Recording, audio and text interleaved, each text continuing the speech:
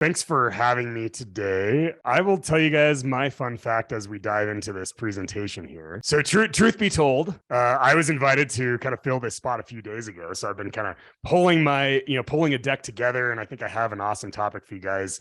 Looks like a great showing. So thanks, Phil, for putting this on. Thanks, Will, for reaching out and inviting me. And like I said, I will dive into and explain a little bit more about my background as we get into this. I am coming down with a little bit of a cold this morning. I'm in Denver, Colorado, so it's 5 a.m. It's dark outside. It's silent in my office. So if I have to mute a couple times just to clear my throat, I apologize for that. I'm going to do that actually right now. So, all right, cool. And without further ado, so my topic here today, we're going to be talking about facing the hard truth about Google Analytics 4.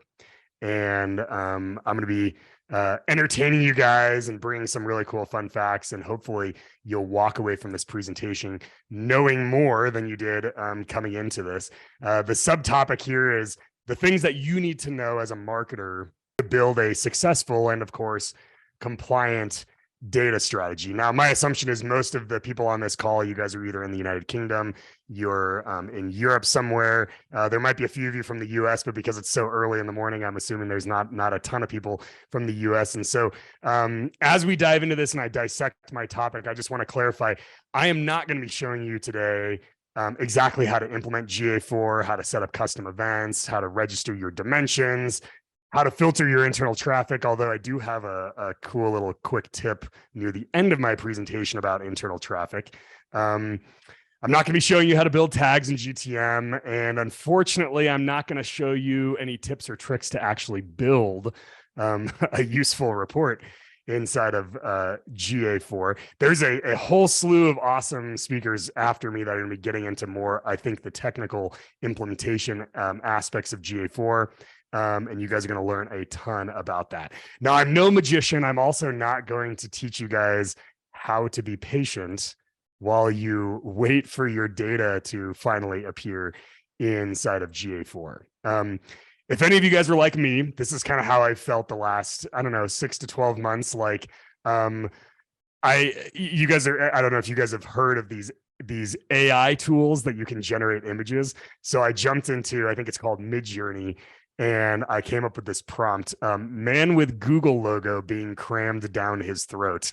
And this is what the tool came back with. So I thought this was pretty interesting. I think the tools are trained to not use trademarks. So this is a Google logo being crammed down someone's throat. So all joking aside, specifically today, I am going to be helping you to become a better marketer. And I'm going to do that by increasing your understanding of the truth surrounding GA4, what it actually can do, and decreasing maybe some of the false beliefs or the lies that I've seen out there in the space as I've been kind of learning about GA4 and following some, people. And as we dive into those, I'd recommend, maybe jump into Google and search for some of them, and you'll see there's a lot of misleading information out there about GA4 and what it does. Ultimately, with everything that I do, my goal is to help you get better data so that you can improve your marketing, so you can boost your ROI. That's what I've been doing for the last 15 years of my life, working with clients.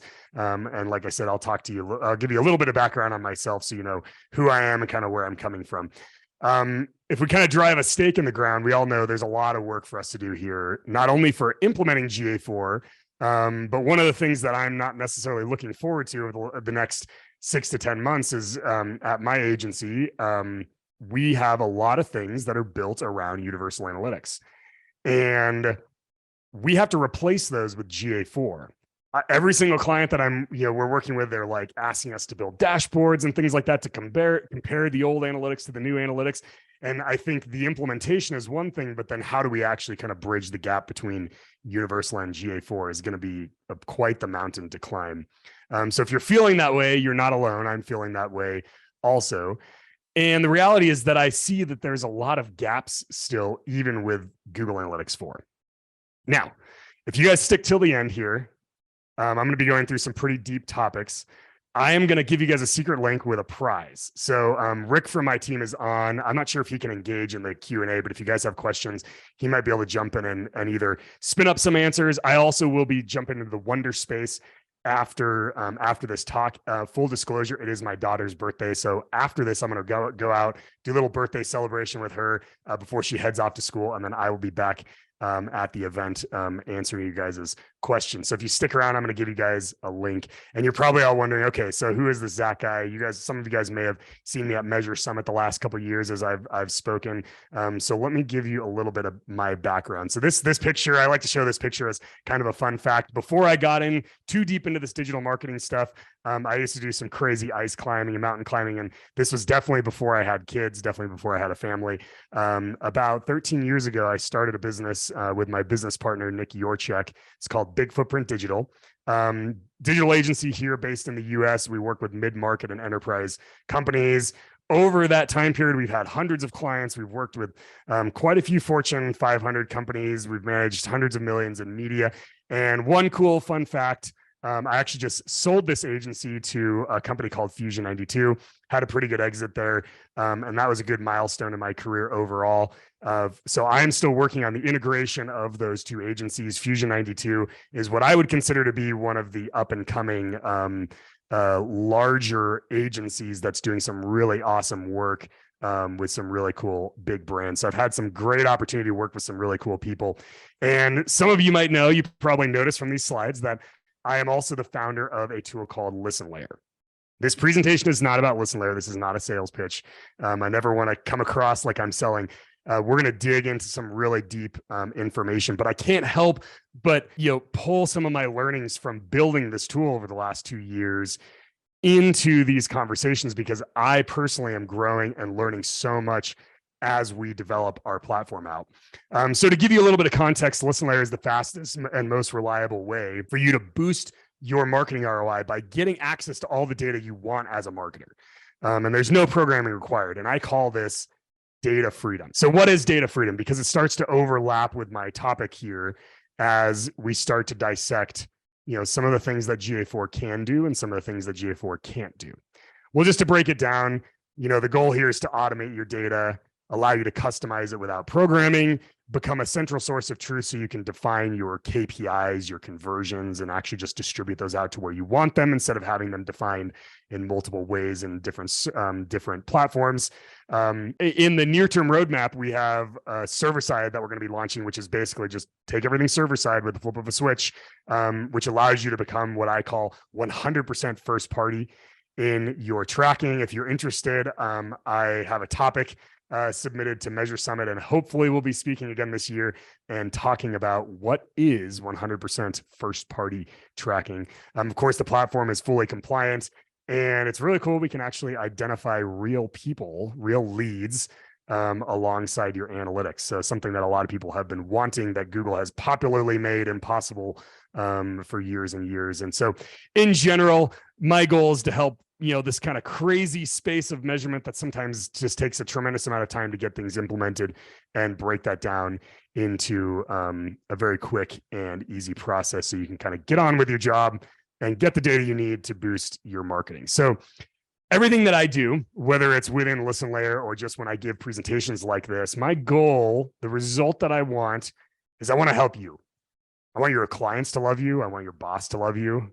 I want insights to come easy. I want your ROI to skyrocket. And so with that being said, I want to dive into our topic here. So if you guys are all ready, let's jump in. And I realize I think some people are chatting because I'm sharing my screen. It's hard for me to see the chat.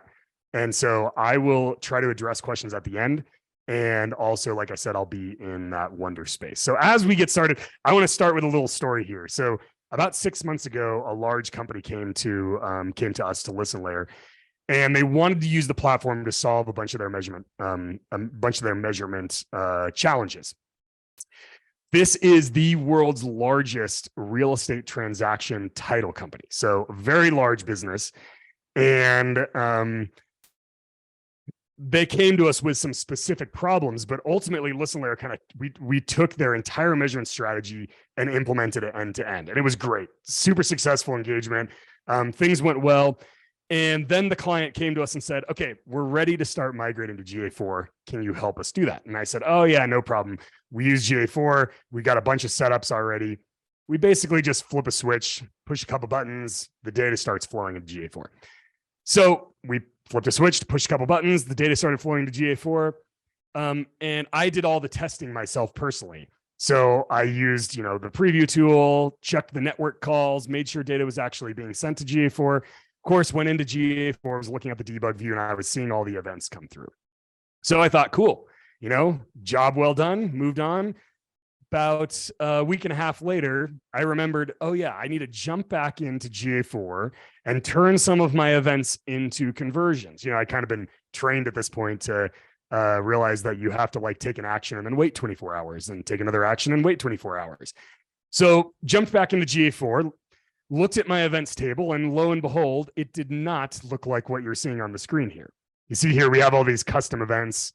And I know everybody likes to use the snake case with the underscores. I personally don't love snake case, but you can see here we have these form dash, careers, form dash content, contact, content, webinar. These are our categorized forms across this massive, massive website.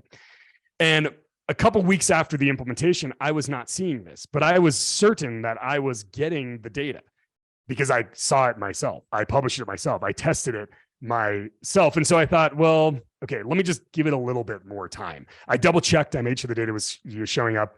Everything was good. Waited another week, looked at it.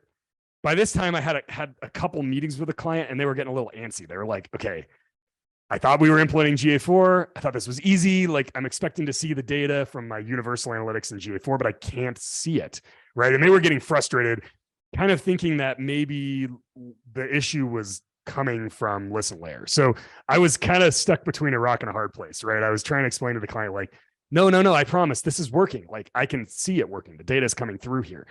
And all the while they're like, well, I don't really care. I just need the data to come through here. So I was pounding on Google, got to some pretty high levels of support, and could not figure this out. Now, the weird thing is I was able to build an expiration report, and even just looking at a single day of data, I was able to see everything I needed. So I could see that GA was receiving the data. I just couldn't see it in this table, and therefore I couldn't turn it into a conversion. So it wouldn't power certain reports.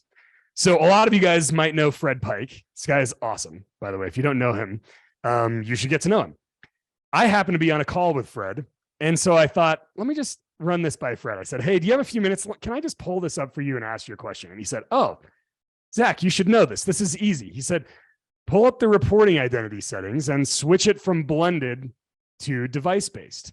So I did, and literally within a matter of seconds, all the events appeared in that table. Now, this kind of comes down to what Google calls thresholds, and if you're measuring people in a certain way, certain data is not going to show up if there's not enough of it. Some of you are probably laughing at me saying, oh, I knew that already. The weird thing, and that's totally fine. I admit, I still am learning about GA4 myself. The strange thing, though, is that I never had threshold issues with any of the events in any of my other reports. It was just the event table. So I was kind of, I had my hands tied. I couldn't turn these things into conversions, even though I wanted to. So I started to ask myself, what is GA4 really capable of? Because they just caused me all sorts of heartburn here, right? And to a certain extent was kind of putting this big relationship that I was developing with a client at risk. So I started kind of going through this journey of hey, what are the pitfalls of GA4? What are the perceptions that people are starting to develop? And how as marketers are we really going to benefit from this? Because if you're like me, this is how I feel. I don't know how this is going to come across on the screen share here, but this is Dwight from The Office. And I'll clarify this for those of you who don't know here, walking across a bed of hot coals. And I feel like Google is literally just saying you will walk across these hot coals. Well, I have a typo in my slides there. That should say hot coals. And you will like it. This is how I feel. And just to kind of clarify, this is from the American or the US version of The Office, which is hilarious. And I just have to put a thank you out there because I know for those of you who are in the UK, The Office did originate from you guys. And I thank you because it has brought me so many laughs in my life. But, back to business here. Google is kind of, like I said, cramming this down our throat, forcing us to walk across the hot fire. So the hot coals. So what exactly are we getting here? So I broke my talk down today into 3 truths that we're going to be going through. And my goal again is to help you understand what is it that GA4 actually can do for me, and to get rid of some of these false beliefs that are out there. The first one, we're going to be talking about cookie confusion. The hard truth about GA4's progress when it comes to cookies and consent, so that you guys can address these things and be successful with your implementations. The second thing I call the free fallacy. You may have heard me talk about this if you've heard our podcast, but this specifically applies to GA because Google is the one who's made this idea of free data a problem in our industry. By making it free, they've effectively devalued data. And so people across our organizations aren't willing to pay for good data. And so agencies and consultants and people are always fighting this idea of like, isn't it just free? You just throw Google on it and you can do it. Well, there's a certain number of pitfalls that come with using a free tool, and we're going to break those things down. And I'm going to help you guys understand how you can overcome those. And then the last thing is going to be a bit of a lightning round. I'm going to give you 2 specific actions you can take with couple examples of each of those to be proactive in your GA4 implementation, because I think the last thing at this point that we want to do is have GA4 and our Google Analytics implementations become an afterthought. There's a lot of things now with GA. You know, if you thought that using universal analytics out of the box with no customization was a problem, it's even worse when it comes to GA4. So let's dive in. First topic here is cookie confusion. So I went to my AI image generator and I think I typed in the prompt, professional man with hair on fire freaking out, right? And these are the images that it returned. And every time I hear about cookies or I read an article where somebody's saying, well, in 2024, Google, cookies are going away, I'm always just like, I always question how many people really truly understand what's happening here, because cookies are not going away. So let's just establish that. Third-party cookies are going away. Cookies are not going away. And so understanding and differentiating these two things are extremely important, because cookies themselves are not inherently evil, and when used appropriately are actually critical to how a lot of websites function. And we're not going to get too much into the technicalities of cookies, but I just kind of want to drive a stake in the ground here when it comes to, what types of cookies are actually going away. So you might be thinking that our reward for being forced to walk across these hot coals would be that Google has made some sort of improvement as it relates to how they use cookies and how Google Analytics is GDPR compliant or is not GDPR compliant. And so this brings me to my first false belief, which is either a lot of people actually believing that GA4 is cookieless, or a lot of people at least using this to generate some sort of like clickbait content. And I just want to clarify here, GA4 is absolutely not cookieless. It is not configured or set up or positioned in any way to enable a cookieless future, as far as I can tell. And I've dissected this pretty deeply. And let me know if you disagree or you see something that I'm missing. But there's nothing about Google or Google Analytics 4 that is indicating that cookies within GA4, how it functions, how it identifies and tracks users, are going away. And most definitely GA4 is not GDPR compliant, in a sense that I've seen a lot of people talking about this. So I want to break this down. This is from the documentation specifically from Google, just for those of you who kind of haven't dug into this. They say specifically that the JavaScript library uses first-party cookies. These are the 2 cookies. I'm not going to get too into the weeds here, but GA4 does use cookies. Now, they have made some improvements. They allow you to customize the cookie's expiration. So you could take it from like a 2-year cookie down to a 25-day cookie. And you can change which date that expiration is relative to. Is it relative to the first time the cookie was established or the most recent session? So these are improvements, but I think you could do some of these things in the old analytics. It was just more difficult to do. And to be quite honest, I'm kind of like, does anyone really care? I don't think this is worth throwing a party about. I personally don't know any marketers that are going to be going in there and saying like, I'm going to set my cookie to 25 days, because it really doesn't accomplish anything. It doesn't make you any more compliant with any particular regulations or any sort of, even internal regulations that I've seen at companies wouldn't necessarily be adhered to as a result of this. So I don't know that we've accomplished a whole lot. But I do want to bring back this main point here, which is that third-party cookies are going away. These are the ones that are going away. And Google Analytics 4 is using first-party cookies. So that's good. So we can establish the fact that in 2024, or whatever the date is that cookies are going away, it's not really going to affect GA, but the reality is that most tools like Google Analytics are not using third-party cookies. Anyway, third-party cookies are being utilized by trackers across websites that are helping to do remarketing effectively and a bunch of other, to be quite honest, shady things that probably should go away. The reality is that GDPR does not differentiate between first-party and third-party cookies. I don't think it's mentioned at all.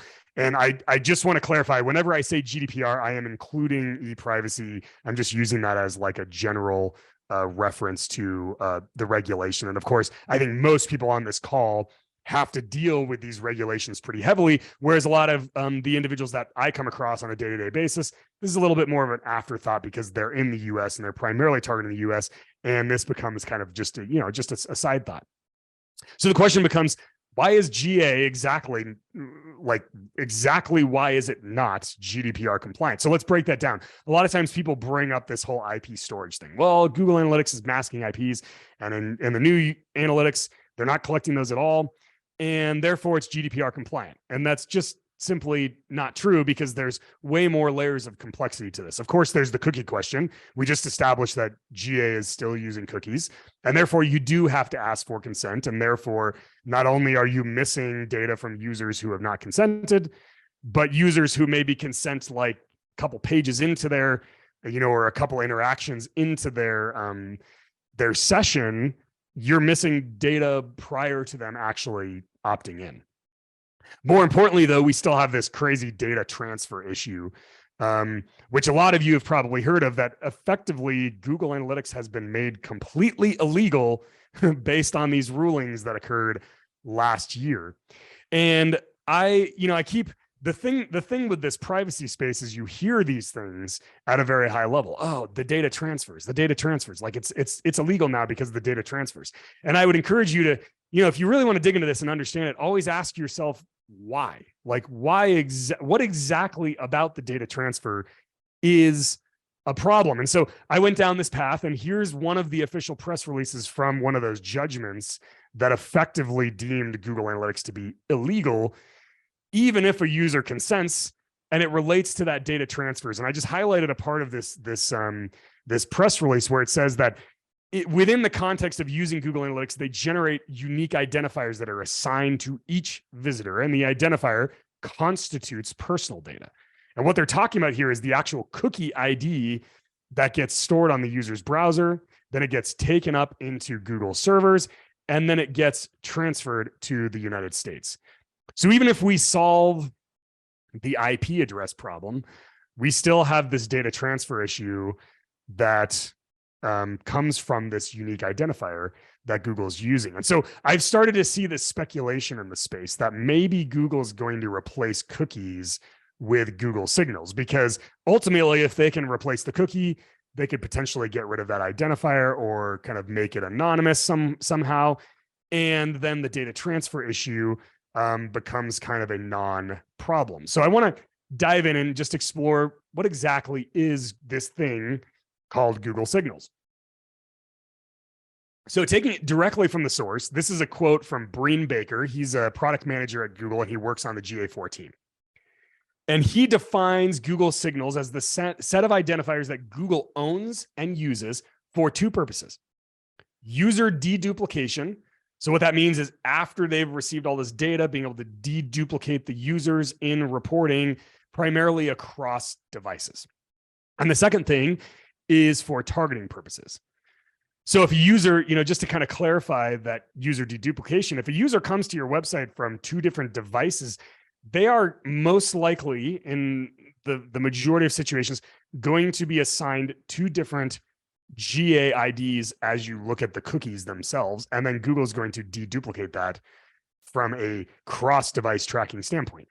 They're using signals to do that. And so I want to break this down. Let's imagine this is your website, and you have a certain number of users on your website that happen to have a Google account, and they're logged into the Google account. Then you have all these other users who are not logged into their Google account.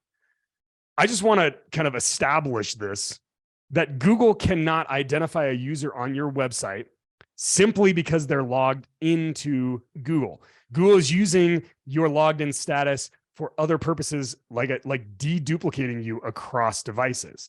Now, depending on your settings in Chrome, if you dig into kind of the privacy settings in Chrome, you will see that there is certain information that they can derive and gain from your Chrome history. But they don't have some magic wand whereby if you're logged into Google, all of a sudden they can record your screen when you're on your website, like Hotjar does. Or they can track and see every single event that occurs on a website and associate that to you and your Google account simply because you're logged in. Now we could get into the technical aspects of this, but signals as a one-to-one comparison cannot replace cookies as Google is using them. And that's my opinion. Somebody may disagree with me, and I would love to have a conversation about that. There is one situation where they could do this, and that would be if Google decided to replace their cookies with some sort of fingerprinting. Now, fingerprinting gets a bad rap, so I just want to take a quick side note here and talk about exactly what fingerprinting is, because a lot of people have heard about fingerprinting, and it's important to understand the context of how fingerprinting is being used in certain situations and when it might be considered a bad thing or a good thing. At its very core, fingerprinting is simply an alternative way to identify a browser based on information about that browser in order to associate it with server-side data. Now, this is what the power of cookies holds, as opposed to like local storage. A cookie allows, without getting too technical here, allows that server-side interaction. Fingerprinting really is no different than a cookie. It's basically doing the same thing as a cookie without actually having the cookie on the user's browser. So what makes a fingerprint bad or good? Well, I'll give you two examples kind of in the form of questions.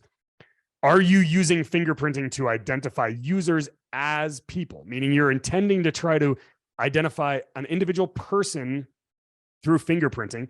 And importantly, you're not asking them for consent, or you're not giving them some sort of control of saying like, hey, like, I kind of want to delete my fingerprint. Kind of like I want to delete my cookie so that you forget me. That I would consider to be definitively a bad way of using fingerprinting. It's kind of misleading. It's secretive. You're using it to really follow a user around and identify them, versus are you using a fingerprint to group events together? When I say that, I'm talking about analytics events, to do what I would refer to as conceptualizing a user, getting a general behavioral understanding of, hey, we have 32 events on our website as an example, and we think these are all coming from a user. So I've spent a lot of time studying this and building this into ListenLayer, because when we first started to actually build an analytics engine, obviously, foundationally, we had to identify an actual user. We had to figure out, how do you take a bunch of events that are just like a data stream of activity from a domain and group those together as a user? So I spent a ton of time on this, and we certainly use cookies within the context of being allowed to use a cookie. So in certain regions, you're allowed to use cookies. When a user consents to be allowed, to cookie tracking, you're allowed to use cookies. And so we place cookies. But there are certain situations where we don't use cookies at all, and we're able to still identify people. And how we do this is we use what I would call a soft fingerprint. Soft fingerprint because, we're not pulling every single piece of information about you from your computer that we can, just a general list of things about your browser, the type of browser you're using, things like that. And the important thing is that we pair this up with what I call time destruction. Think of this as like a ticking time bomb. You put this together with the fingerprinting information and you keep it client side so that you're not actually collecting this, right? It's just running in the user's browser. Client side, we have not exposed any important information about this user.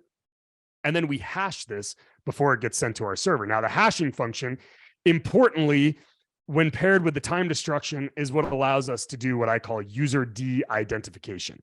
What that basically means is after the time lapses that's defined within this, maybe it's 24 hours or 48 hours, the thing self-implodes, and you can never take that and trace it back to a user. And so what the result here is that we're able to kind of de-identify these events. We don't use cookies in those certain situations, but we're still able to aggregate those things. And as a result of that, we can kind of conceptualize this idea of a user. And this is how you're able to still track and collect behavioral data and be compliant with GDPR, and specifically make sure that you're not using unique identifiers that are traceable back to an actual person or a user, that you're not actually placing a cookie, that you're not collecting any sort of PII that's being transferred to the United States or another area. Now, can Google Analytics do this? Of course. Google has the most intelligent engineers in the entire world. They can come up with this in a heartbeat. But there's something we have to remember here about what Google is doing, especially with these Google signals, is that they're using them for targeting purposes. So whether Google solves their cookie problem or not, they still have this issue of how they're utilizing the data. And this brings me to the second topic that I want to talk about here, which is what I call the free fallacy, the pitfalls of using a free tool and how we can overcome them. Now, I am not a proponent at all of saying, hey, stop using Google Analytics. I love Google Analytics. I've used it my entire career. I will definitely be using Google Analytics. I think it has a place in my tech stack. But I also know that a wise man once said from my AI image generator here, that nothing in life is truly free. So I want to break this down and give you guys an actual real world legal example of something that you should understand here when it comes to exchanging your data for a free tool. So this is what the relationship looks like with Google. On the left-hand side here, we have your website, and you've kind of entered into an agreement with Google whereby you're getting free use of their platform and effectively, in certain situations, giving them use of your data. And when it comes down to legal definitions of a contractual economic relationship, this would meet that because there's actually an exchange here occurring. Now, the key thing is kind of what are the settings inside of your Google Analytics and how is Google Analytics using that data specifically? And that's really where kind of the rubber meets the road here. So inside of your GA4 account, you're going to want to be familiar with this. This is at the account settings level. You can enable or disable Google utilizing your data in their other products and services. Now, I, of course, would recommend disabling this in 99% of situations. But I did want to point out here that it says, if you disable this option, data can still flow to other Google products that you link to your Google Analytics. So simply disabling this is not going to solve the problem that we're going to be talking about here with the free fallacy. There's a second option here where you can let Google model things based on your data. And I wanted to just point this out because Google explicitly says that if you enable this, they're going to be aggregating and de-identifying your data, which is great. That's what they should be doing. But it just resubstantiates this idea that Google is collecting unaggregated or disaggregated data about your users, and it's identifiable. I mean, they're explicitly stating right here that, hey, we're going to take this data and we're going to aggregate it and de-identify it before we use it for modeling, because then we're going to be like merging it with a bunch of other people's data. So some of you may have heard about this, but I would imagine a lot of you may have not heard about this. Sephora, which is obviously a large beauty company, beauty products company, was fined by the state of California $1.2 million for violating, in this case, and when this occurred, what was considered to be the selling provision of California's privacy law. Now, you might be thinking, okay, I don't have a lot of customers in California. I've heard about it. Bear with me here because I'm going to make sure you understand why this is relevant to you. This case was settled outside of court. So there's not a ton of details about exactly what the issue was here. But it's clear based on the opinion from California's Attorney General, the kind of attorney that brought the initial complaint, what was going on here. Basically, Sephora was not taking data from their users and literally going and selling it like in a marketplace or, selling it to a data provider and just receiving direct compensation for that. What they were doing is they were taking the data and they were giving it to partners that were then using it to power remarketing and advertising, just like you can do in Google Analytics. Now, whether Google Analytics was the only culprit or not, I believe there was others in this situation. It's all kind of the same thing. You might be using a free tool. You're giving them data in exchange. And if they're using that data for some purpose outside of that exact tool and what they were giving you that tool for, all of a sudden you're falling under the selling provision, at least in the state of California. Again, I'll make this relevant here in a second because what's happened is California came out with kind of a new You could call it like an add-on or an addendum to their law. And it's called CPRA. So according to the combination of now CCPA and CPRA, they have a much clearer definition whereby the concept of sharing data about your users with a third party becomes illegal in certain situations. So it clearly states here that sharing means that you're taking that data and you're giving it to a third party, and the third party is using that for contextual behavioral advertising, whether or not monetary value is exchanged. So they're clarifying in this new law that just simply sharing your data with somebody who's then going to go repurpose that and use it for advertising all of a sudden falls under this law, and we need to start dealing with this. So your head's probably spinning. You're like, oh my gosh, okay, now we have GDPR, thank God this is in California. Well, unfortunately, California is kind of starting to follow the GPC, which I'm sure a lot of you have heard about. And this is another thing that I think there's a lot of misconceptions about, where people are thinking like somehow GPC is similar to GDPR, and it's really not. We should actually probably be thankful for GPC because it simplifies a lot of how our compliance with these laws comes into effect. And the thing, the reason why this applies to most of you is that what we're starting to see, and what I'm predicting, is that a lot of jurisdictions across the world are starting to adopt a similar law to California because it's more simple and it allows you to adhere to this GPC. GPC is really, really simple. It either doesn't exist or it's set to true. So it's not like it's broken into all these categories and you got to categorize your cookies and put them in these buckets and do this and that like GDPR. And if GPC is true, has a very simple definition. All it means is that selling and sharing is not allowed. Now, a jurisdiction can take the concept of selling and sharing and they can kind of change what the definition is there. But let me break down the facts for this for you here and help you understand this at a tangible level. Especially if you're getting a little bit confused because we're kind of deep into the weeds here. Using a free tool like Google Analytics implies that you might be in a situation where you're selling your data under certain jurisdictions. So you need to start keeping this in mind as jurisdictions across the world start to implement things that you're hearing are considered selling or sharing your data, or might be related to the global privacy control. The very act of sharing your data with other Google properties through your Google Analytics account for potential advertising is enough to trigger the selling and sharing provision. So that's the real kicker here. And I'll explain what you need to do about that as a result. The act then of just like explicitly sharing your data with Google for them to go power their other services, that very first check mark I showed you, obviously becomes an issue within selling and sharing. So I'm going to put this in a context that I think a lot of you guys understand. Google kind of popularized these categories here based on GDPR and CCPA, where you take your cookies and you kind of tag them and you say, like, hey, this one's a security one, this one's functionality, this one's analytics, this one's advertising. For those of you who use a tool like CookieBot or OneTrust, they have similar categories, but they're slightly different. This is the version that Google Tag Manager uses that I think is a little bit more detailed.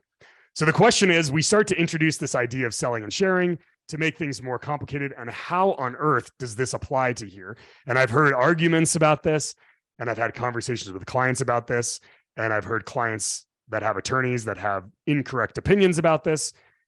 And so I want to just break this down. What my opinion is here is that selling and sharing is not exclusive to either analytics or advertising. It really should be a separate category where any cookie or any single data point that your data destination that you're sharing data with can be flagged as selling and sharing.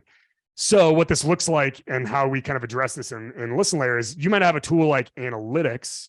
And of course that goes into your analytics category from a cookie standpoint, but we need this like other thing where you actually say, hey, I'm using this service to sell or share my customers' data. Or, maybe you turn off all those features and you uncheck mark this box and you say, I actually don't use this service for selling and sharing. I only use it for my own internal purposes, my behavioral analytics, and that's it. And so you would uncheck mark this box. The truth here, and kind of boiling this down, if you don't completely separate your behavioral analytics, like your use of Google Analytics, from your advertising data, then you must block your behavioral analytics in jurisdictions that are enforcing the GPC opt-out. So this is just going to continue to kind of make things more complicated. The thing you then have to ask yourself is, should we really only be using Google Analytics? Or should we start to look at other tools out there that allow you to separate your behavioral analytics while still gaining the benefit of analytics integrating with other tools? And you have to keep in mind this as the year goes on, you're going to hear more and more about the Google tag, which is a single tag that allows you to do everything across Google Ads and Google Analytics, and not have to run multiple scripts. And the problem with this is by definition, when you start to even further centralize Google things under a single Google tag, you're going to be automatically sharing that data, from Google Analytics over to Google Ads and other things like that. And I just want to kind of point out this thing that, none of us like to deal with these privacy laws. But the reality is, the more we feed our data to these large centralized organizations, the more these compliance issues actually become problems that regulators are starting to address. Now, this presentation was not ever intended to just be about consent and privacy, but a lot of the misnomers that I see out there in the space about GA are related to, Google Analytics being cookieless and Google Analytics solving GDPR and those things, and people having misconceptions around, when, should I be sharing my data from Google Analytics to Google Ads? Well, that depends. It depends on if you want to remove Google Analytics from your site when somebody has GPC set to true, or if you want to just kind of completely separate and silo those data pools so that you don't have to do that. So keeping in mind those free fallacies, but I want to give you guys a couple action items today. A couple things that you can do specifically inside of GA4 to make sure that you're being proactive with your implementation. Now, just as a quick side note, I told you guys, I promised you I'd give you a quick secret link that you could go to here and get some cool things. So Rick and I put this together real fast. What we're going to give you guys, I think Phil was talking about getting copies of the whole deck. We're not going to give you guys the whole presentation because you guys are going to do that, but I am going to put together a quick cheat sheet that's going to have the major, 5 or 6 takeaways from this really boiled down. And you're going to be able to get that if you jump to this link and drop your email in. The other cool thing that we're going to be offering up, we're going to kind of do like a raffle. We're going to pick 3 people who enter their emails, and we're going to offer to you, if you're interested, a full end-to-end GA4 implementation. Of course, we're going to show you, or at least give you the option of using that, using Listen Layer to accomplish that. And so, of course, with that, we'll give you 6 months free of using that platform. We're in the mode where we are working with clients every single day and companies to help customize their measurement, to help evolve our platform and improve it. So if that is something you're interested in, you want the cheat sheet, the URL is listenlayer.com/G4. And no, that's not a typo. I left the A out. It is just /G4. So let's jump in. This is going to be kind of a lightning round, and then we're going to go to questions here. Number 1, the first action item that I recommend is keep these action items in your mind, because there's only 2 of them. And then there's going to be some sub examples I'm going to give you. So the first one is own your data.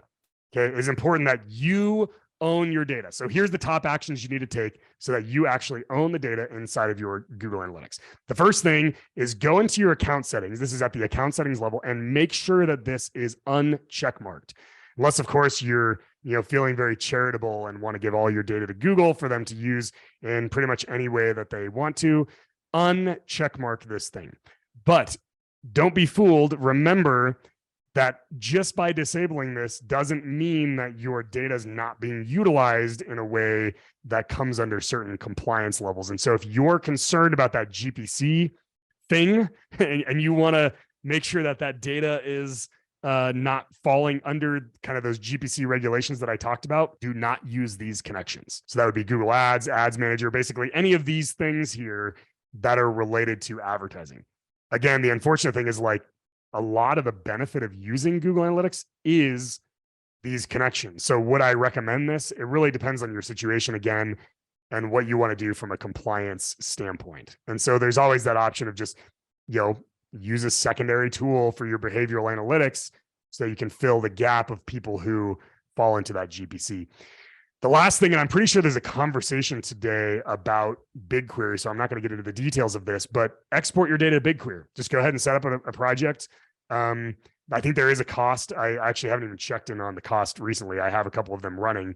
It's not a massive cost. So go ahead, export your data to BigQuery, even if you're not going to use it, get that set up. The second tip I'll give you is capture your own events. The power of GA4 is using your own data. So start to get creative and start to come up with ways that you can feed data in there that's specific to you. So here's a few things that I like to do. This is Google's definition of an engaged session. I don't really like this because in my mind, of course, somebody converting is engaged, somebody viewing 3 pages is engaged, but somebody who's on my website for 10 seconds, I don't think that reaches the engagement level. So I like to create an event, and we just do this out of Listen Layer, where the threshold is that we want them to actually have a tab visible for 30 seconds or more, and we want them to have at least scrolled 20% of the way down the page. What this looks like is you might go from like 56% engagement rate to a 45%. So you use something like this to kind of refine down and really figure out which channels are working truly to drive like real engaged users. Another one here is filter out internal users. Great idea, but my recommendation is don't filter them out because then you lose the data. Instead, register a user property as a dimension so you can identify your internal users based on their IP address. So that's what this looks like. You're going to send events or you can just put it as a user property, and then you can register that as a dimension.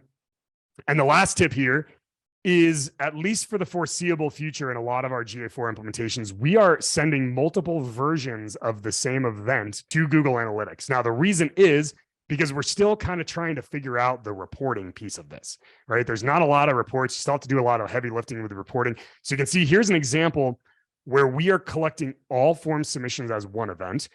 We've broken them out into specific like categorized form submissions as other events. And then we're also playing with this kind of standard event that Google has called Generate Lead, which is supposed to power certain types of reporting that I haven't really actually seen yet.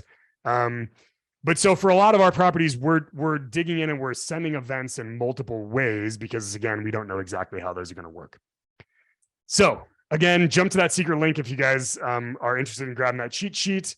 And that is it. So Phil, I think you might come back on, and I don't know if we're gonna jump through questions right now or what you guys want to do. I think we have about 5 minutes maybe left before the next presentation here. So yes, we have got about 5 minutes. Just 2 things. I've posted your link in chat. So yeah, I mean, some of the speakers are giving their slides out early, which is fine. Reason to fill in Zach's form is to get access to that rather than waiting 30 days. If you could provide feedback through to Zach. Also, I think someone was posting their email in chat. If you fill in the feedback form, we'll relay that through to Zach. So if you got individual questions on for that there. I was looking through the questions, Zach. There's a couple of interesting ones. Someone asked, does GA360 have better privacy settings? Not that I'm aware of. So not that I've seen, but somebody else might have a good answer to that. Yeah, it's identical as far as I've seen as well. So I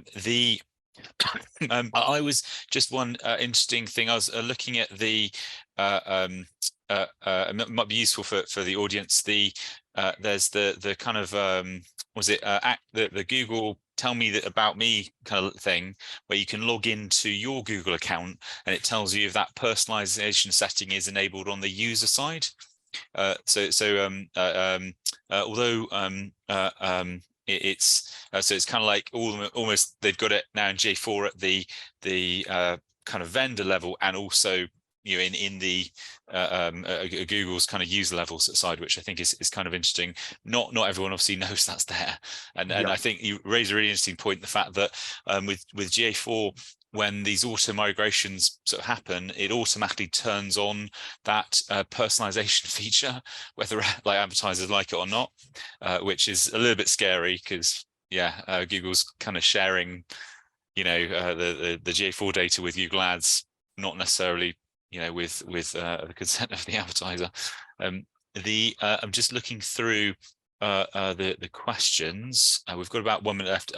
If I know, I'm just seeing if there's any other good ones in here. I said if we don't have time to answer all of the questions, either I think one of your colleagues, Zach, is in Wonder, or we'll share those questions so you can answer them later. I'm just seeing, I think it is worth noting there are some settings to kind of disable personalization and add features within GA4, but they're kind of hidden away in terms of the JavaScript settings. I think it will be interesting to see in maybe a year's time if Google sort of tries to like join single sign-on with Google Analytics, because that's kind of where user ID sort of seems to be heading. Yep, and they're certainly releasing a lot of things. I would not be surprised if they keep pushing on the modeling idea of trying to replace a lot of the consent issues. So we'll see what Google comes out with. Hopefully something good. So yes, I think everyone wants to get rid of the cookie banners. They're really annoying. Yes. Cool. Okay, we've got to be very strict on timings. So thank you so much for your talk, Zach.